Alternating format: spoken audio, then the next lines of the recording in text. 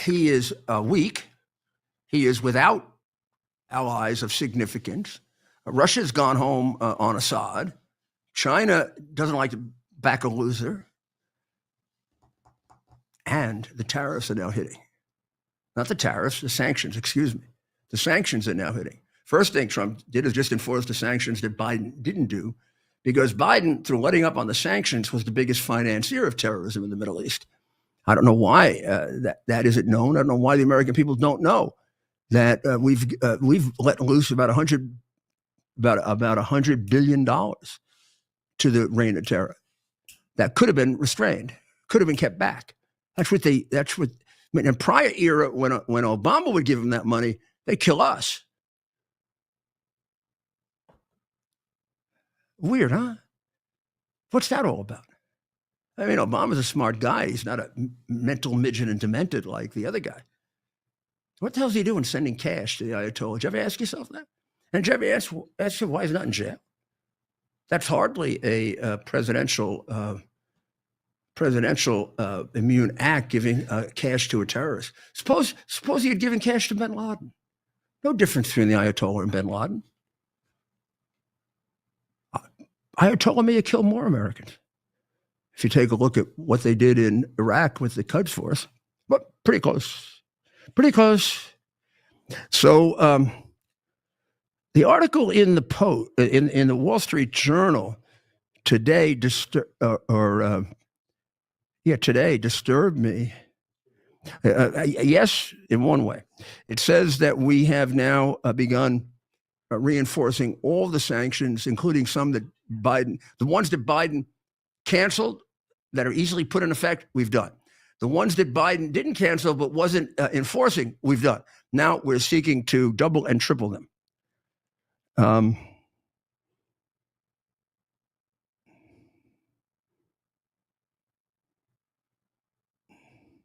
And then we are going to very shortly waive a sanction on waive the attempt that this kind of goes backwards on the negative.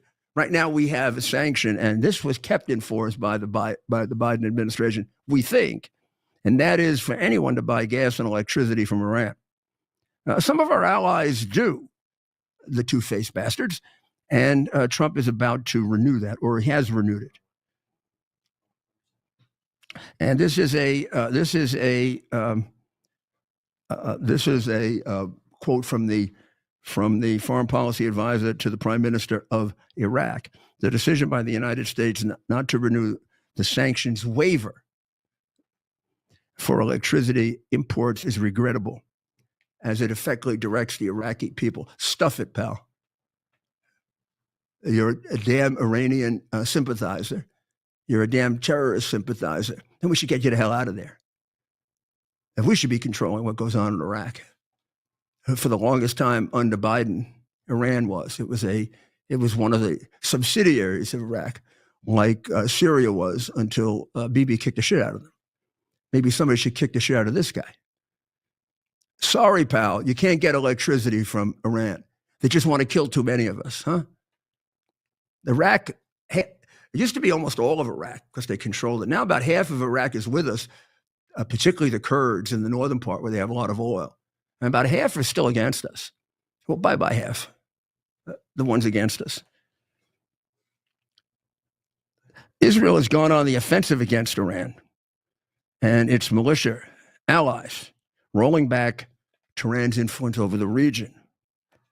The Assad collapse should have prefaced the Ayatollah's collapse. And there's a political realignment. And really, this guy in Iraq, piece of crap, should be on our list of terrorists. You know, all this crying by keeping up the sanctions on oil and gas, poor Iraq is going to... Do you know in 2023, Iran amounted to only 4% of Iraq's consumption of gas. I think they could do it at 4%. And I think you get the point that they're terrorist liars. In Iraq, too. Just because it says Iraq, don't negate the fact that they easily can be Islamic extremist, massive sympathizers and terrorists. Meanwhile, there are Iraqi officials visiting Washington with requests not to remove troops from Syria because they're afraid that a Islamic terrorist regime will take over Syria just under the name Sunni. Every indication is they've already taken it over and they're killing Christians.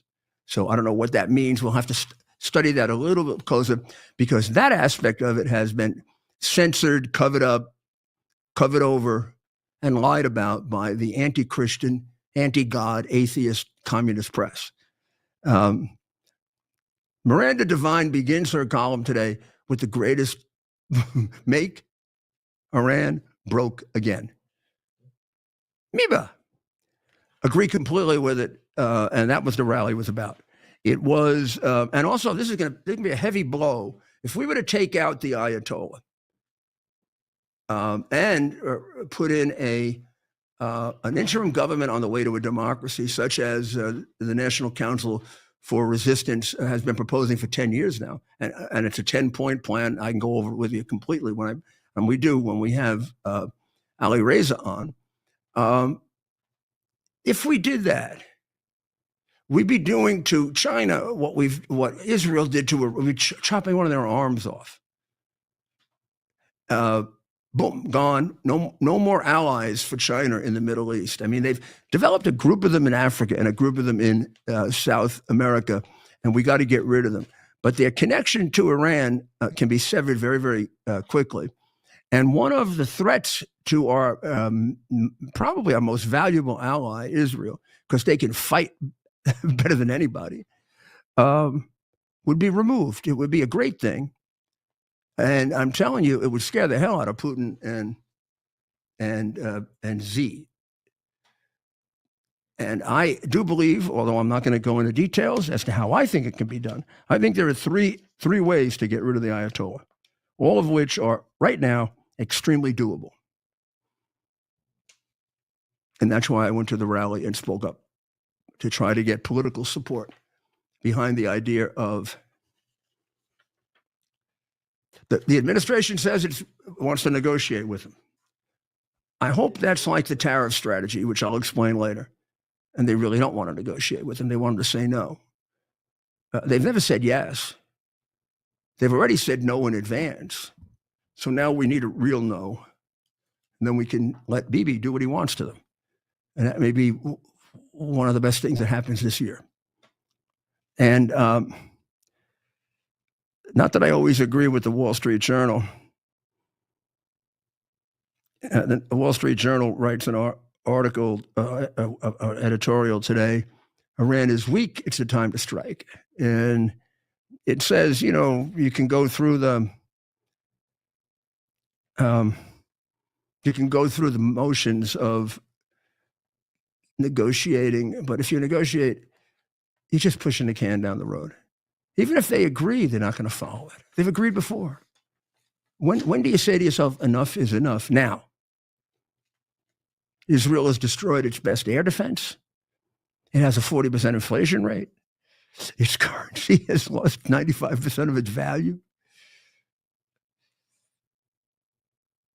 The test of negotiation is the willingness to abandon its nuclear program, allow on-demand inspections, and ditch its rich uranium, and not for storage in Russia. I mean, I guess if you stick to those terms and don't get bamboozled as we have in the past, it's okay. But my view of this, let me use one analogy, because there are three strategies of which I don't want to give them away. Long time ago, I used to box. My father was a really good one. And we watched many, many boxing matches together, not just me, 'cause I didn't do it that much. And my father would say a great boxer has, excuse the expression, the killer instinct. And the killer instinct is when he has you on the ropes, he starts hitting you harder. And he stays, you've seen that. Guy's on the ropes and you can't get the boxer off him, right? And the ref's got to take it, and then he goes right back. He goes right back, and it's over. It's merciful. It's merciful. In the boxing match between Rocky Marciano and Joe Louis, it was the end of Joe Louis's career. Now, was Joe Louis a greater champ than Rocky Marciano? Probably, at the height of their careers. But when Joe Louis had been through 125 fights and he was 40 years old, and Rocky Marciano was an enormously powerful 28-year-old with a right hand that could knock down Goliath, Marciano didn't want to fight him. He's my hero. But they forced him to fight him, got a lot of money, and it was a way for him to qualify for the championship. Because nobody thought he could be the champion. He was kind of small, except he had magic. You could beat the hell out of him for 14 rounds, and if he could get you just once with the right hand in the right place, he'd knock you through the ropes, which is what he did finally. But it comes about the 7th or 8th round, and his manager leans over and says, "Rock, what the hell are you doing?" He said, "I don't want to knock the guy out. I went on points." And he said, "You realize you're hurting him? I mean, you're hitting him. I know you're not hitting him with your right hand, but you know what you do with your jabs, right? What he used to do with his jabs, somebody put their hands up like this, right? And he couldn't get through particularly. So he'd hit you on here. 6 rounds of that and your hands come down. Not too many boxers could do that. Joe Frazier could do that. It's a hell of a strategy because you're going to get hit while that's happening, but you got to be tough as. So he was just doing that, thinking, well, I'm not doing too much damage. Meanwhile, the guy's an old guy. His arms are falling apart.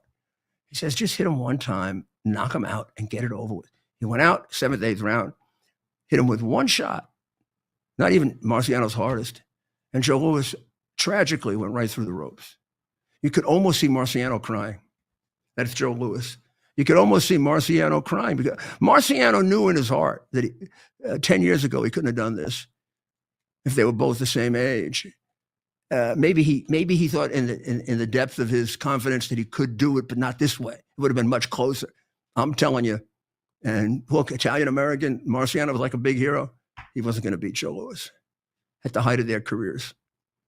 You're going to get angry at me, and I love Muhammad Ali. That'd have been close as nails. That'd be like Frazier, Ali, except Marciano had a better right hand than Frazier had a left hook, and he could take more punishment. Marciano never went down, and he was beaten up horribly. His basic defense was hit me in the face. That's Rocky. That's the Rock. You see that hand back there, that right hand? If he delivers that right, you're knocked out immediately. He went through a fight with Roland Lastarza. It was a 15 rounds. It was a decision. But he was beaten up like crazy. But in the 14th round, he hit him once and he knocked him down. One time, boom, bum. And even sending Joe through the ropes, even at his age, sending a guy through the ropes, watch the fight. He looks like a missile going through the ropes. That's what we should do. We got the Ayatollah on the ropes. The man is one of 2 or 3 of the most dangerous individuals on the planet. The one most likely to fit into the Ronald Reagan warning, don't ever let an irrational man get control of nuclear weapons. We got to get him out and free the Iranian people. And this group, which has been much maligned because there's this sick fascination with the Ayatollah among Biden and Obama. They wouldn't have funded them the way they are. And I get a little nervous with the Trump administration buying into the Democrat bullshit of let's negotiate with them. I'm hoping it's a tactic. They're not. The negotiations aren't going to work if they're sincere, because they're not going to allow the inspections that are necessary, and they're not going to permit the taking of the uranium away from them. We'll be right back, and we'll talk about the complicated strategy of tariffs. The fact that the intellectual elite jerks do not understand it at all, even though it's right in front of their face. We'll be right back.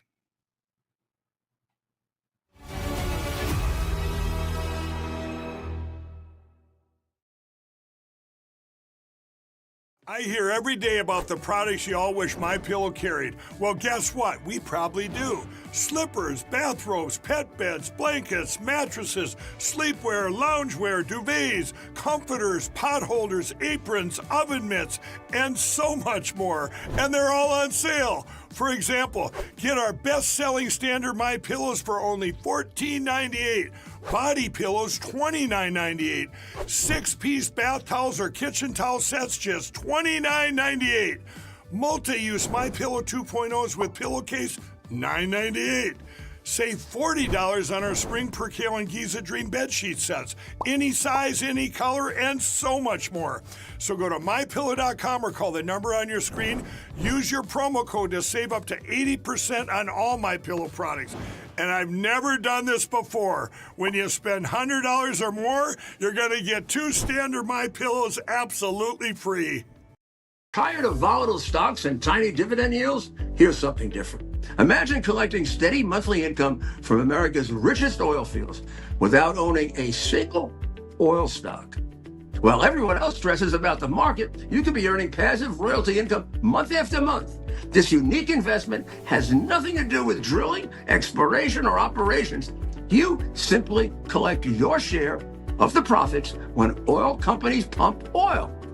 The Oxford Club's Mark Lichtenfeld has found what he calls the perfect income investment, a unique oil royalty opportunity that's still flying under Wall Street's radar. And you can get started with just $25. Head to rudyoilboom.com now to discover more. That's rudyoilboom.com. Stop worrying about the market and start collecting oil royalty checks instead.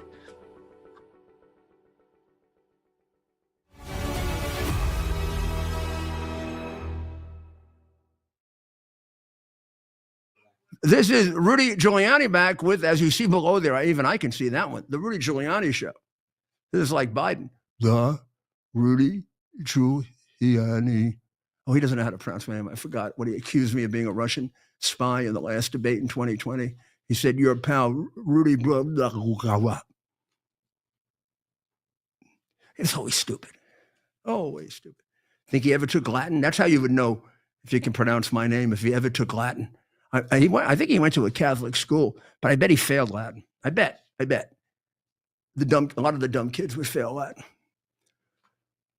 Well, Canadian election, but it's not. It's a primary. It's a primary election really in the Communist Party of Canada, which is headed now by Castro's illegitimate son, Trudeau, and who is sissy beyond compare, and communist beyond compare, and has ruined Canada. And so they threw him out, or he left as the leader of the party. I mean, Trump accomplished that in about 4 days. He went like this, boop, boop, goodbye.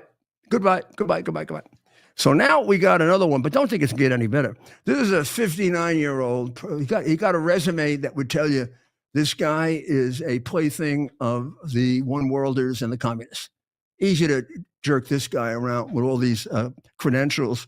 Now, he was the head of the Bank of Canada and the Bank of England. Immediately means he's a silly, woke jerk. And he won. And his name is Mark Carney. And he is very upset about Trump saying he just got elected governor of, there you go, Mark the banker who doesn't even look comfortable not wearing a tie.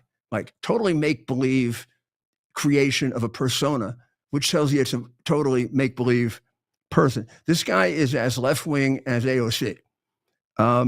He was a former Goldman Sachs banker, which means he was a massive supporter of an institution that basically bankrolled the Democrat Party. Not as much as Soros, but pretty close.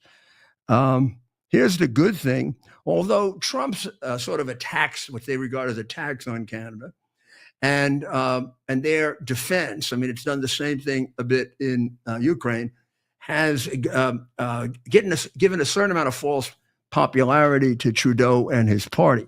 So before it all started, they were down by 20%, the left-wing loony party in silly sissy loony party in Canada. Now they're down by 8%. So even though they got all the publicity lately, and this guy just got elected, he's losing to Pierre Poilievre by 8%, 41-33. The Conservatives leading. And as this moves along and we move out of whatever bump he gets from this win, this pretty definitely means this pro-China, pro-one world, pro-illegal immigration, pro-criminal regime in Canada will be gone. And I actually don't know why Canadians wouldn't want to be part of America, because they can't stand their government. I mean, they absolutely cannot stand their government. And they want this guy as gone pretty much the same way the French want Macron gone, but more. This guy's worse than Macron. Macron has the ability to go both ways. You know, Macron all of a sudden was going to put an army together. Now, it didn't make anybody feel particularly good, and it made Putin feel very empowered. I mean, imagine dealing with the French instead of the Americans. I mean, it's about 200 years of surrender before the first shot is fired. Kind of like what Biden was doing to Bibi. You know, Israel gets attacked, they line up the army, and then we begin with the ceasefire. Hey, Biden, am I talking to you? Okay. Oh, I'm talking to the Wizard of Oz. Okay. Wizard, this is Bibi. I haven't fired a shot yet. How can I ceasefire? Let me shoot a couple of times, then I can call it a ceasefire. You want me to do a no fire? So what? So Hamas can grow more, and the next time they can wipe out all of Israel? What the hell is wrong with you? We all know what's wrong with them. Meanwhile, when we go to X and start our America's Mayor Live, we're going to show you how the much maligned tariff strategy, which people attribute for the market drop today. Come on, market drop. Market drops every 5 weeks. Market drop today. Nothing to worry about. This is a very, very sound economic philosophy. And if they would stop painting it as he's going to put tariffs on everybody, and actually intelligently and calmly take a look at what has actually happened, it's been quite positive. The tariffs have been used brilliantly by Trump. So we're gonna sign off, and we'll be back tomorrow. Oh, I've got 2 more minutes. Okay, so tell us what you thought of the rally, Ted. You've had nothing to say today. You're very quiet. I'm very busy. Are you still getting over the trip? I mean, we got back very late, and then we had a very busy day yesterday. We were at the golf course yesterday. We got to see President Trump yesterday. We got to see our Secretary of State, Rubio. Got to see pretty much the whole team, right? That's right. Everyone. That's right, Mayor. And I thought that it was an incredible rally. If maybe we can close out, let's play a couple minutes. I think it's cut 6 of the mayor's speech Saturday at the Free Iran rally. Is that online? They have that on X? Yes. You can get it on X. Let's see if we can play a clip. Go ahead and play that, guys. May I tell you that you're not only watching this, the people in Iran have watched this over the weekend.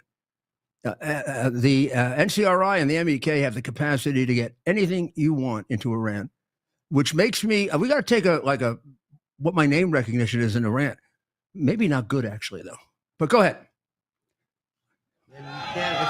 You know, here in the West, in America, where you have a lot of sick people who are your enemies and favor the Ayatollah like Obama did and like Biden did.